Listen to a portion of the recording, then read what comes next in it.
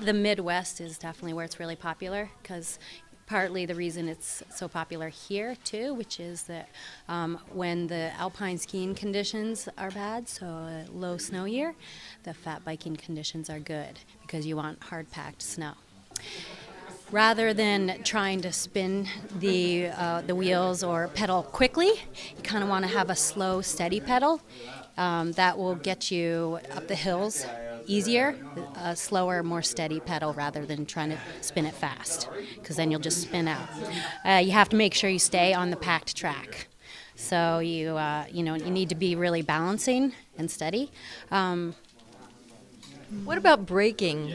I mean, when I drive, I brake differently in the winter. Do you pump the brakes? Is it different?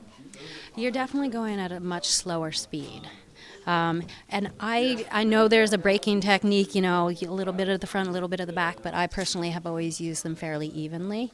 But something you need to do in the wintertime is always kind of stay straight over your bike. In the summertime, you go around a corner and you lean, but in the wintertime, you just want to stay straight over the bike. You're more turning the corners.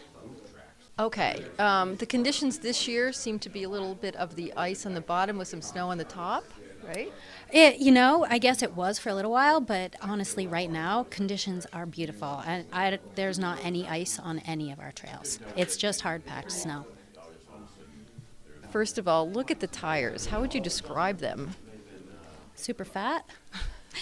So, obviously a much fatter tire than in the summertime, and that's so that you can stay on top of the snow. You're not going to break through as much. So these bikes are good not only for snow, but also for muddy or wet, mucky conditions, as well as sand. People ride them on the beach.